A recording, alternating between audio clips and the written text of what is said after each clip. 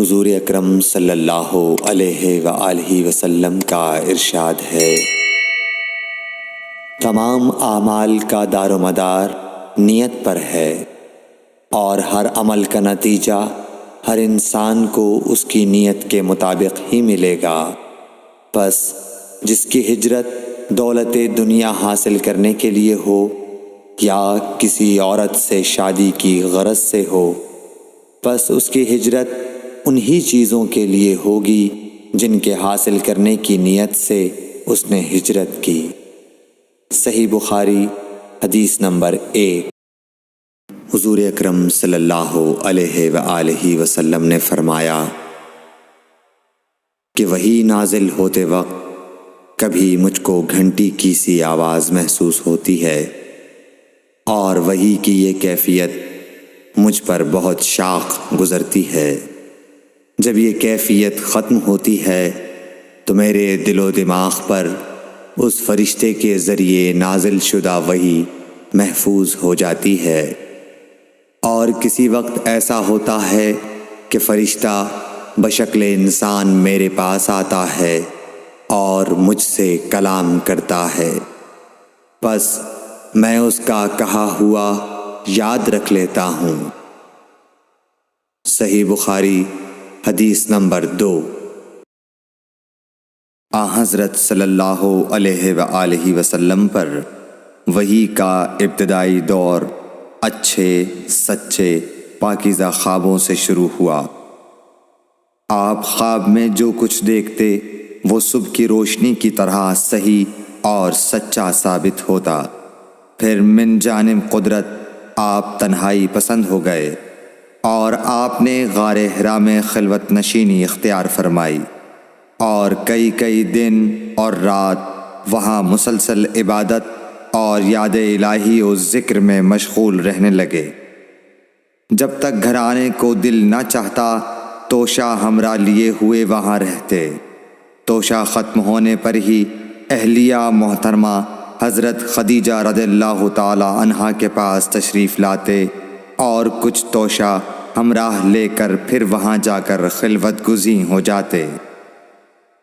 یہی طریقہ جاری رہا یہاں تک کہ آپ پر حق منکشف ہو گیا، اور آپ غار حرا ہی میں قیام پذیر تھے کہ اچانک حضرت جبرائیل علیہ السلام آپ کے پاس حاضر ہوئے اور کہنے لگے کہ اے محمد پڑھو۔ آپ فرماتے ہیں کہ میں نے کہا کہ میں پڑھنا نہیں جانتا۔ آپ صلی اللہ علیہ وسلم فرماتے ہیں کہ فرشتے نے مجھے پکڑ کر اتنے زور سے بھینچا کہ میری طاقت جواب دے گئی۔ پھر مجھے چھوڑ کر کہا پڑھو۔ میں نے پھر وہی جواب دیا کہ میں پڑھا ہوا نہیں ہوں۔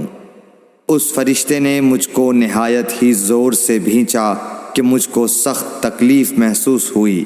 پھر اس نے کہا کہ پڑھ۔ میں نے کہا میں پڑھا ہوا نہیں ہوں۔ فرشتے نے تیسری بار مجھ کو پکڑا اور تیسری مرتبہ پھر مجھ کو بھینچا، پھر مجھے چھوڑ دیا اور کہنے لگا کہ پڑھو اپنے رب کے نام کی مدد سے جس نے پیدا کیا اور انسان کو خون کی پھٹکی سے بنایا۔ پڑھو اور آپ کا رب بہت ہی مہربانیاں کرنے والا ہے۔ پس یہی آیتیں آپ حضرت جبرائیل علیہ السلام سے سن کر اس حال میں غار حرا سے واپس ہوئے کہ آپ کا دل اس انوکھے واقعے سے کانپ رہا تھا۔ آپ حضرت خدیجہ کے ہاں تشریف لائے اور فرمایا کہ مجھے کمبل اوڑھا دو، مجھے کمبل اوڑھا دو۔ لوگوں نے آپ کو کمبل اوڑھا دیا۔ جب آپ کا ڈر جاتا رہا تو آپ نے اپنی زوجہ محترمہ حضرت خدیجہ رضی اللہ تعالی عنہا کو تفصیل کے ساتھ یہ واقعہ سنایا، اور فرمانے لگے کہ مجھ کو اب اپنی جان کا خوف ہو گیا ہے۔ آپ کی اہلیہ محترمہ حضرت خدیجہ رضی اللہ تعالی عنہا نے آپ کی ڈھارس بندھائی اور کہا کہ آپ کا خیال صحیح نہیں ہے۔ اللہ کی قسم آپ کو اللہ کبھی رسوا نہیں کرے گا۔ آپ تو اخلاق فاضلہ کے مالک ہیں، آپ تو کنبہ پرور ہیں، بے کسوں کا بوجھ اپنے سر پر رکھتے ہیں، مفلسوں کے لیے آپ کماتے ہیں، مہمان نوازی میں آپ بے مثال ہیں، اور مشکل وقت میں آپ امر حق کا ساتھ دیتے ہیں۔ ایسے اوصاف حسنہ والا انسان یوں بے وقت ذلت و خواری کی موت نہیں پا سکتا۔ پھر مزید تسلی کے لیے حضرت خدیجہ رضی اللہ تعالی عنہا آپ کو ورقہ بن نوفل کے پاس لے گئیں، جو ان کے چچا زاد بھائی تھے اور زمانہ جاہلیت میں نصرانی مذہب اختیار کر چکے تھے اور عبرانی زبان کے کاتب تھے۔ چنانچہ انجیل کو بھی حسب منشائے خداوندی عبرانی زبان میں لکھا کرتے تھے۔ انجیل سریانی زبان میں نازل ہوئی تھی، پھر اس کا ترجمہ عبرانی زبان میں ہوا۔ ورقہ اسی کو لکھتے تھے۔ وہ بہت بوڑھے ہو گئے تھے، یہاں تک کہ ان کی بینائی بھی رخصت ہو چکی تھی۔ حضرت خدیجہ رضی اللہ تعالی عنہا نے ان کے سامنے آپ کے حالات بیان کیے اور کہا کہ اے چچا زاد بھائی، اپنے بھتیجے محمد صلی اللہ علیہ وسلم کی زبانی ذرا ان کی کیفیت سن لیجئے۔ وہ بولے کہ بھتیجے، آپ نے جو کچھ دیکھا ہے اس کی تفصیل سناؤ۔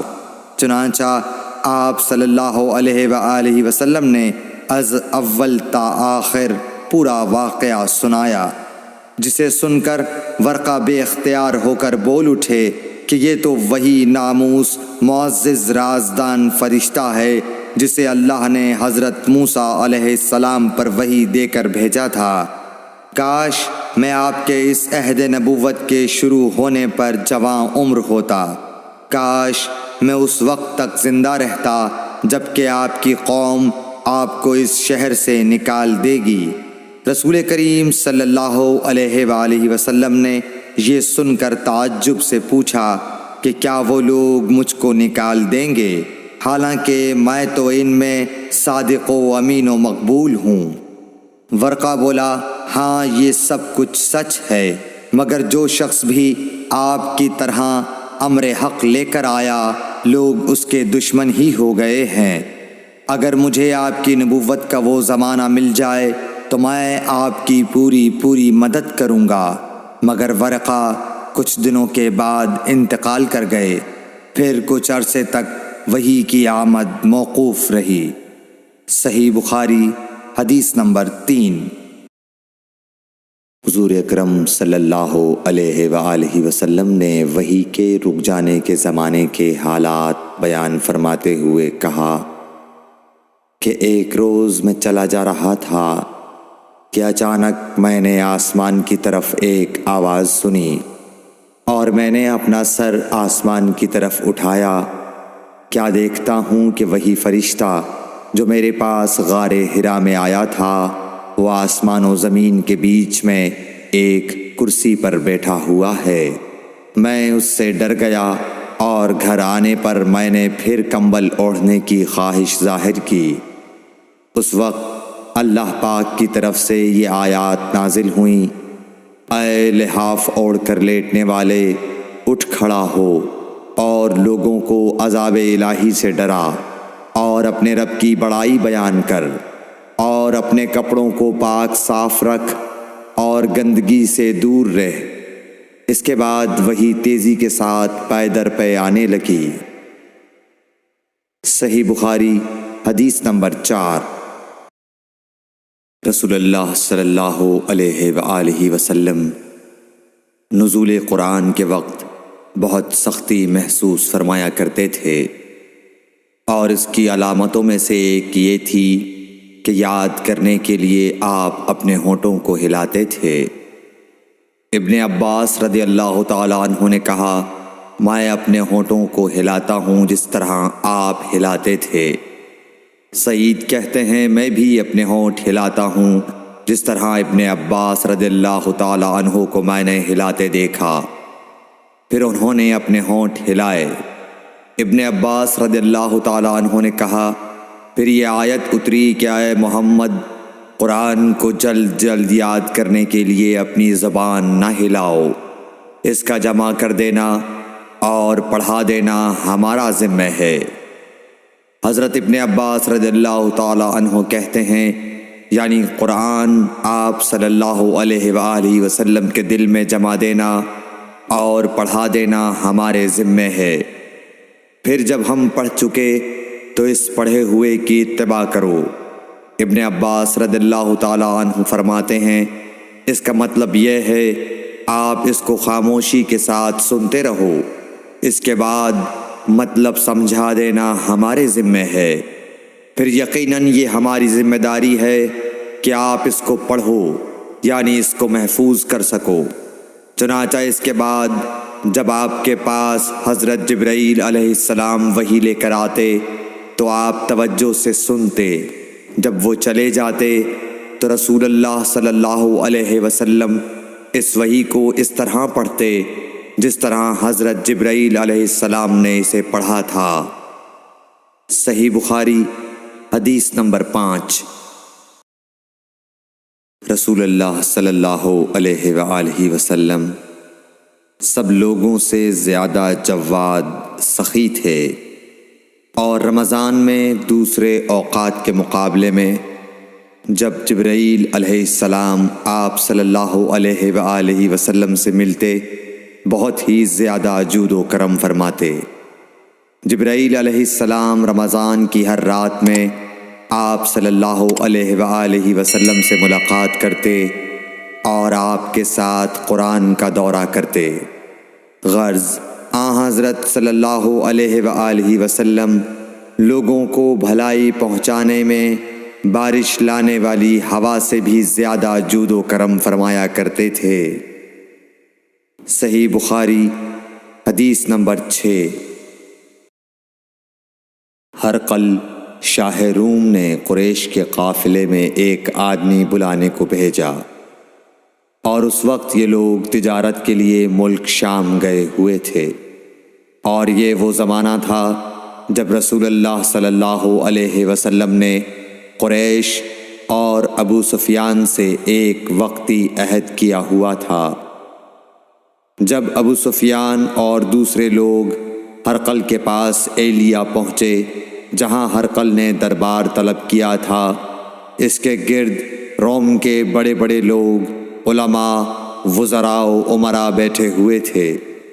ہرقل نے ان کو اور اپنے ترجمان کو بلوایا، پھر ان سے پوچھا کہ تم میں سے کون شخص مدعی رسالت کا زیادہ قریبی عزیز ہے؟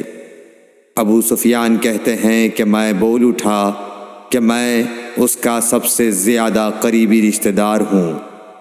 یہ سن کر ہرقل نے حکم دیا کہ اس ابو سفیان کو میرے قریب لا کر بٹھاؤ اور اس کے ساتھیوں کو اس کی پیٹھ کے پیچھے بٹھا دو۔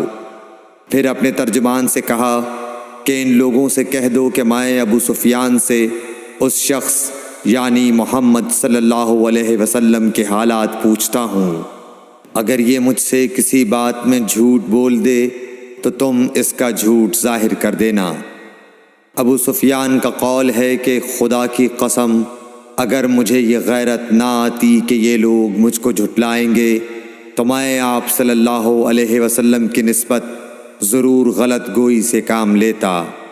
خیر، پہلی بات جو ہرقل نے مجھ سے پوچھی وہ یہ کہ اس شخص کا خاندان تم لوگوں میں کیسا ہے؟ میں نے کہا وہ تو بڑے اونچے عالی نسب والے ہیں۔ کہنے لگا اس سے پہلے بھی کسی نے تم لوگوں میں ایسی بات کہی تھی؟ میں نے کہا نہیں۔ کہنے لگا اچھا اس کے بڑوں میں کوئی بادشاہ ہوا ہے؟ میں نے کہا نہیں۔ پھر اس نے کہا بڑے لوگوں نے اس کی پیروی اختیار کی ہے یا کمزوروں نے؟ میں نے کہا نہیں، کمزوروں نے۔ پھر کہنے لگا اس کے تابعدار روز بڑھتے جاتے ہیں یا کوئی ساتھی پھر بھی جاتا ہے؟ میں نے کہا نہیں۔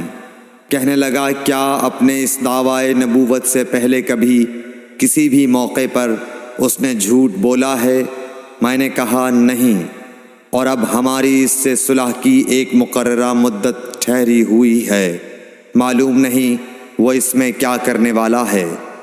ابو سفیان کہتے ہیں میں اس بات کے سوا اور کوئی جھوٹ اس گفتگو میں شامل نہ کر سکا۔ ہرقل نے کہا کیا تمہاری اس سے کبھی لڑائی بھی ہوئی ہے؟ ہم نے کہا کہ ہاں۔ بولا پھر تمہاری اور اس کی جنگ کا کیا حال ہوتا ہے؟ میں نے کہا لڑائی ڈول کی طرح ہے، کبھی وہ ہم سے میدان جنگ جیت لیتے ہیں اور کبھی ہم ان سے جیت لیتے ہیں۔ ہرقل نے پوچھا وہ تمہیں کس بات کا حکم دیتا ہے؟ میں نے کہا وہ کہتا ہے کہ صرف ایک اللہ ہی کی عبادت کرو، اس کا کسی کو شریک نہ بناؤ، اور اپنے باپ دادا کی شرک کی باتیں چھوڑ دو، اور ہمیں نماز پڑھنے، سچ بولنے، پرہیزگاری اور صلہ رحمی کا حکم دیتا ہے۔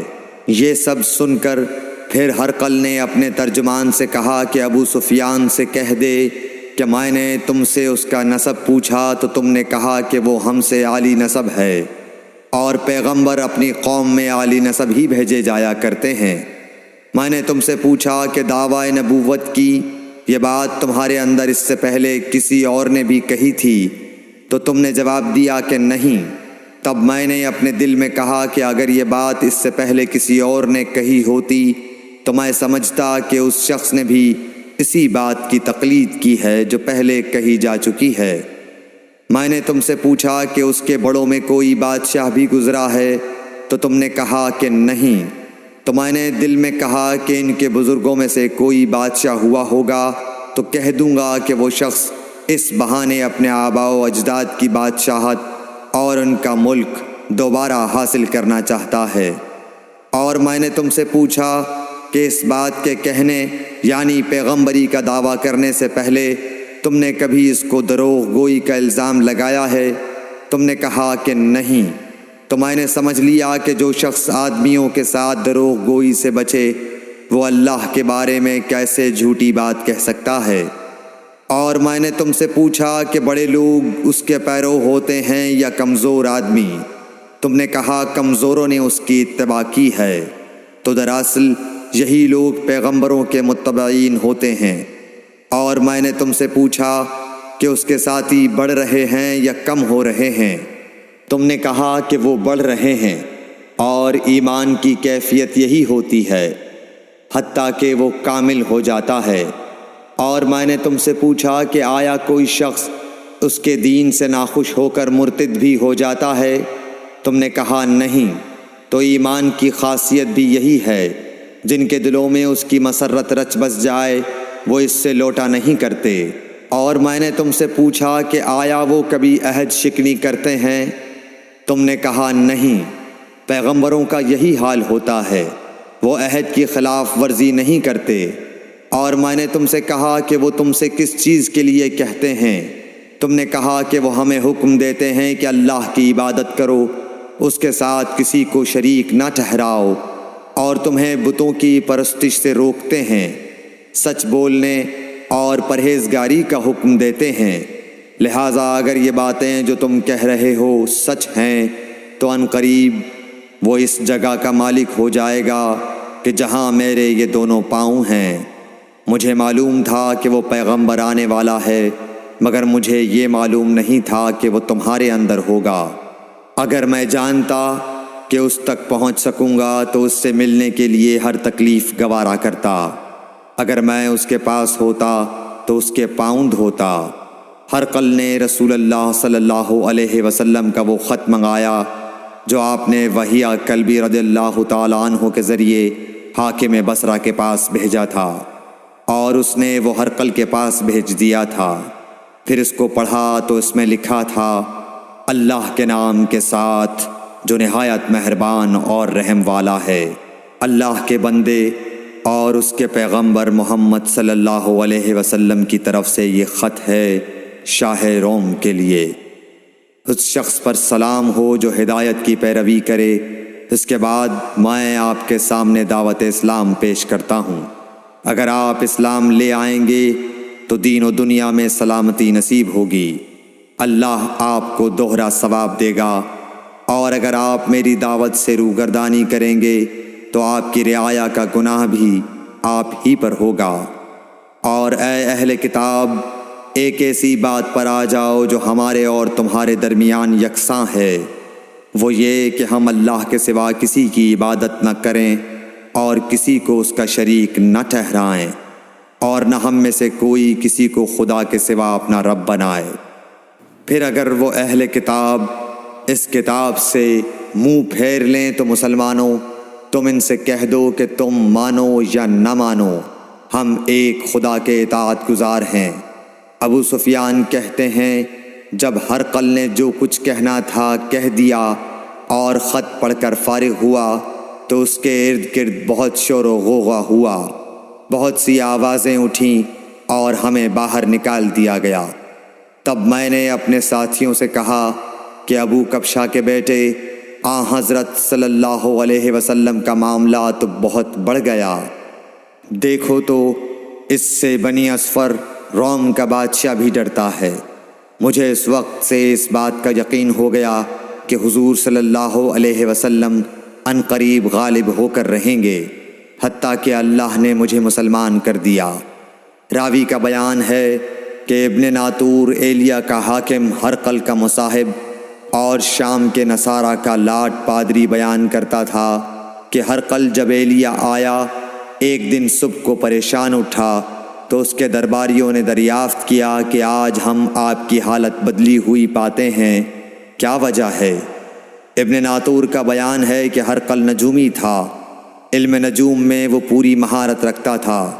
اس نے اپنے ہم نشینوں کو بتایا کہ میں نے آج رات ستاروں پر نظر ڈالی تو دیکھا کہ ختنہ کرنے والوں کا بادشاہ ہمارے ملک پر غالب آ گیا ہے۔ بھلا اس زمانے میں کون لوگ ختنہ کرتے ہیں؟ انہوں نے کہا کہ یہود کے سوا کوئی ختنہ نہیں کرتا، سو ان کی وجہ سے پریشان نہ ہوں۔ سلطنت کے تمام شہروں میں یہ حکم لکھ بھیجیے کہ وہاں جتنے یہودی ہوں سب قتل کر دیے جائیں۔ وہ لوگ انہی باتوں میں مشغول تھے کہ ہرقل کے پاس ایک آدمی لایا گیا جسے شاہ غسان نے بھیجا تھا۔ اس نے رسول اللہ صلی اللہ علیہ وسلم کے حالات بیان کیے۔ جب ہرقل نے سارے حالات سن لیے تو کہا کہ جا کر دیکھو وہ ختنہ کیے ہوئے ہے یا نہیں۔ انہوں نے اسے دیکھا تو بتلایا کہ وہ ختنہ کیا ہوا ہے۔ ہرقل نے جب اس شخص سے عرب کے بارے میں پوچھا تو اس نے بتلایا کہ وہ ختنہ کرتے ہیں۔ تب ہرقل نے کہا کہ یہی محمد صلی اللہ علیہ وسلم اس امت کے بادشاہ ہیں جو پیدا ہو چکے ہیں۔ پھر اس نے اپنے ایک دوست کو رومیہ خط لکھا اور وہ بھی علم نجوم میں ہرقل کی طرح ماہر تھا۔ پھر وہاں سے ہرقل حمص چلا گیا، ابھی حمص سے نکلا نہیں تھا کہ اس کے دوست کا خط اس کے جواب میں آ گیا۔ اس کی رائے بھی حضور صلی اللہ علیہ وسلم کے ظہور کے بارے میں ہرقل کے موافق تھی کہ محمد صلی اللہ علیہ وسلم واقعی پیغمبر ہیں۔ اس کے بعد ہرقل نے روم کے بڑے آدمیوں کو اپنے حمص کے محل میں طلب کیا اور اس کے حکم سے محل کے دروازے بند کر لیے گئے۔ پھر وہ اپنے خاص محل سے باہر آیا اور کہا، اے روم والو، کیا ہدایت اور کامیابی میں کچھ حصہ تمہارے لیے بھی ہے؟ اگر تم اپنی سلطنت کی بقا چاہتے ہو تو پھر اس نبی صلی اللہ علیہ وسلم کی بیعت کر لو اور مسلمان ہو جاؤ۔